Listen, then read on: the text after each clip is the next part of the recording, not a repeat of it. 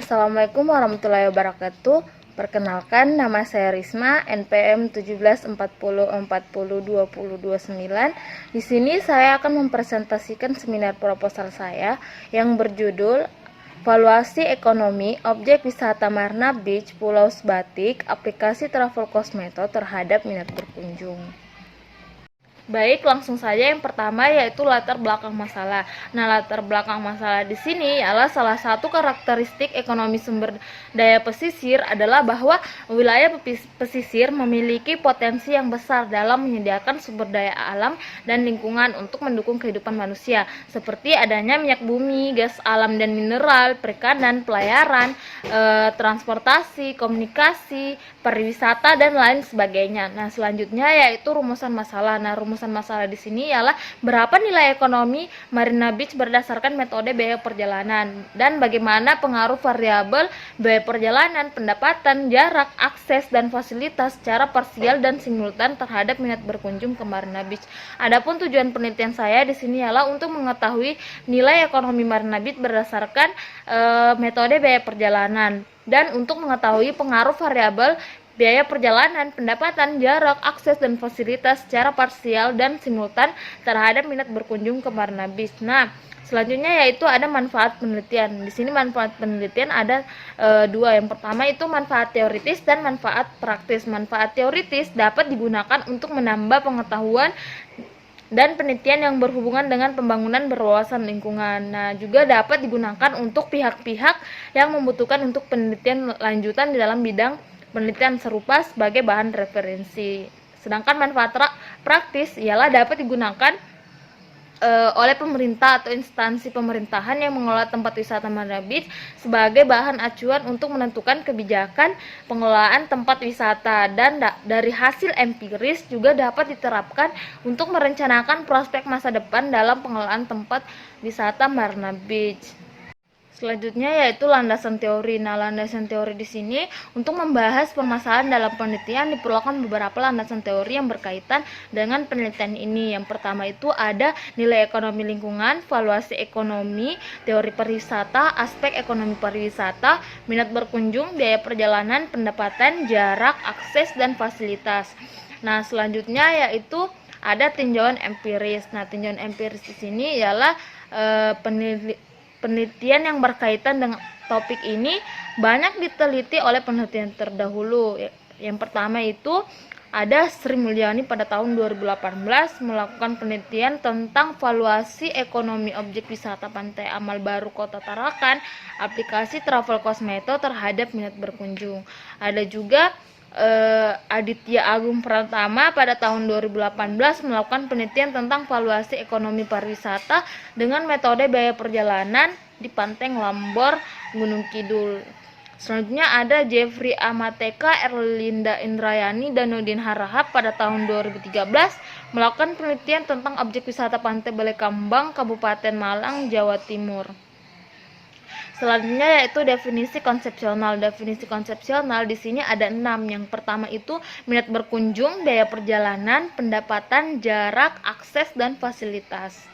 Selanjutnya yaitu hipotesis. Nah, hipotesis di sini ialah merupakan jawaban sementara terhadap permasalahan yang diteliti serta masih harus dibuktikan kebenarannya, di mana H1 biaya perjalanan berpengaruh signifikan terhadap minat berkunjung ke Marina Beach. H2 pendapatan berpengaruh signifikan terhadap minat berkunjung ke Marina Beach. H3 jarak tidak berpengaruh signifikan terhadap minat berkunjung ke Marina Beach. H4 akses tidak berpengaruh signifikan terhadap minat berkunjung ke Marina Beach. H5 fasilitas berpengaruh signifikan terhadap minat berkunjung ke Marina Beach. Selanjutnya yaitu ada kerangka berpikir. Nah, kerangka berpikir di sini ada nilai kegunaan tidak langsung, lalu TCM, dan objek wisata Marina Beach. Selanjutnya yaitu dasar penelitian. Dasar penelitian ini menggunakan metode deskriptif kuantitatif dengan menggunakan teknik pengumpulan data berupa angket atau kuesioner. Nah, selanjutnya itu ada objek, lokasi, dan waktu penelitian. Nah, dalam penelitian ini peneliti memilih objek penelitian yaitu di Marina Beach. Penelitian ini menggunakan metode angket, yaitu dengan cara mengajukan pertanyaan tertulis untuk dijawab serta tertulis juga oleh responden yang berkunjung ke Marnabis. Nah, penelitian ini dilaksanakan di Pulau Sebatik, waktu penelitian belum ditentukan. Nah, selanjutnya itu ada populasi dan sampel. Populasi adalah keseluruhan jumlah yang terdiri atas objek atau subjek yang mempunyai karakteristik dan kualitas tertentu yang ditetapkan oleh peneliti untuk diteliti dan kemudian ditarik kesimpulannya. Sedangkan sampel adalah bagian dari sejumlah karakteristik yang dimiliki oleh populasi yang digunakan untuk penelitian.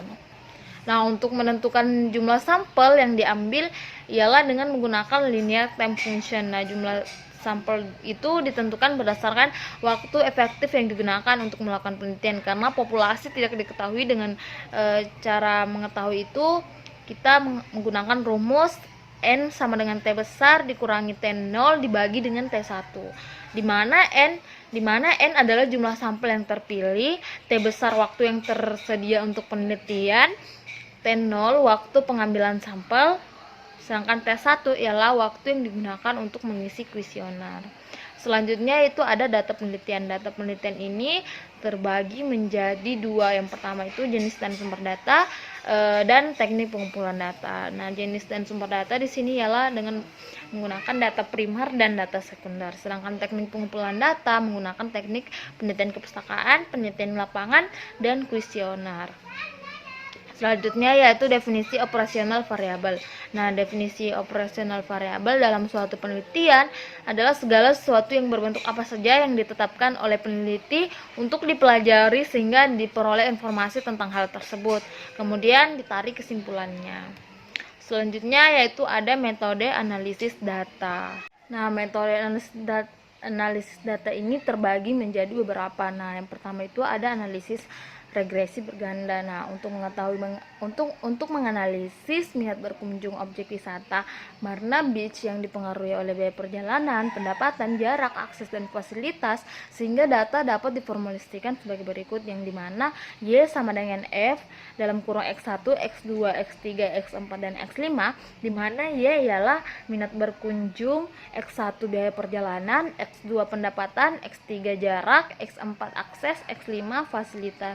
Nah, dari formulasi yang saya sebutkan tadi dapat ditransformasikan ke dalam regresi linear berganda sebagai berikut, yaitu di mana Y sama dengan beta 0 ditambah beta 1 ln X1 tambah beta 2 X2 ditambah beta 3 S3 ditambah beta 4 X4 beta 5 X5 ditambah di mana Y minat berkunjung, beta 0 konstanta, beta 2 besarnya pengaruh pendapatan terhadap minat berkunjung, beta 3 besarnya pengaruh jarak terhadap minat berkunjung, beta 4 besarnya pengaruh akses terhadap minat berkunjung, beta 5 besarnya pengaruh fasilitas terhadap minat berkunjung.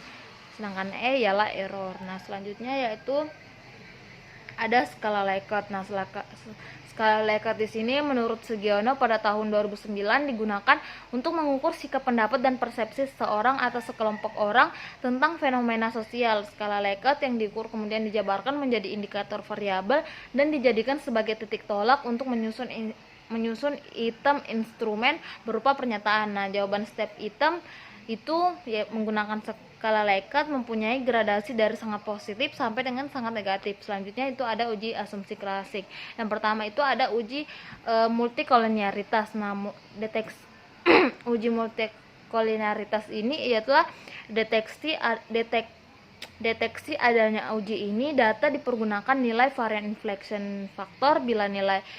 Bila nilai varian inflection factor lebih besar dari 10, maka variabel tersebut memiliki persoalan uji ini dengan variabel bebas lainnya. Selanjutnya ada uji heterokodastisitas. Dengan adanya uji ini dapat dilihat dengan mengamati angka signifikan. Apabila angka signifikan lebih besar dari 0,05% atau 0,05 atau 5%, maka dikatakan tidak terjadi uji ini, dan sebaliknya. Selanjutnya ada uji normalitas. Nah, uji normalitas untuk mengetahui data residual berdistribusi normal, maka cukup dengan membandingkan nilai esim. Selanjutnya ada uji linearitas. Nah, uji linearitas dilakukan dengan tujuan untuk mengetahui hubungan antara variabel bebas dan variabel terikat linear atau tidak dengan melihat nilai signifikan. Selanjutnya yaitu pengujian hipotesis. Nah, pengujian hipotesis di sini ada beberapa. Yang pertama dengan pengujian hipotesis uji T. Nah, uji T digunakan untuk mengetahui seberapa besar pengaruh variabel dependen, seberapa besar pengaruh variabel independen secara individual dalam menerangkan variabel independen. Nah, tujuan dari uji T ini ialah untuk menguji koefisien regresi secara individual dengan menggunakan rumus sebagai berikut, di mana T hitung sama dengan beta I dibagi dengan SE beta I, di mana beta I ialah parameter koefisien populasi untuk variabel KI, SE BI standar error koefisien BI. Selanjutnya ada uji simultan atau uji F. Uji ini digunakan untuk mengetahui apakah variabel dependen X1, X2, X3, X4, dan X5 secara bersama-sama berpengaruh secara signifikan terhadap variabel dependen. Ini bertujuan untuk mengetahui pengaruh secara simultan dari variabel independen terhadap variabel dependen. Uji F ini dirumuskan sebagai berikut, yaitu di mana F sama dengan R pangkat 2 dibagi K dibagi 1 dikurangi R pangkat 2 dibagi N dikurang K dikurang 1, di mana R pangkat 2 yaitu koefisien determinasi, N jumlah data atau kasus, K jumlah variabel independen. Selanjutnya yaitu koefisien determinasi.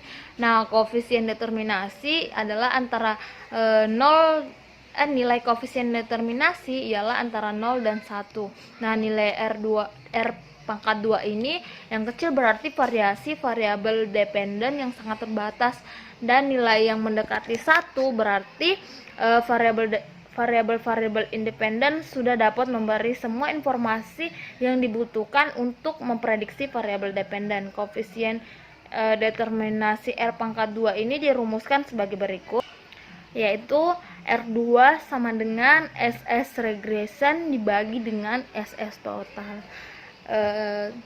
Baik, terima kasih. Jika ada kesalahan mohon dimaafkan. Sekian dari presentasi saya. Wassalamualaikum warahmatullahi wabarakatuh.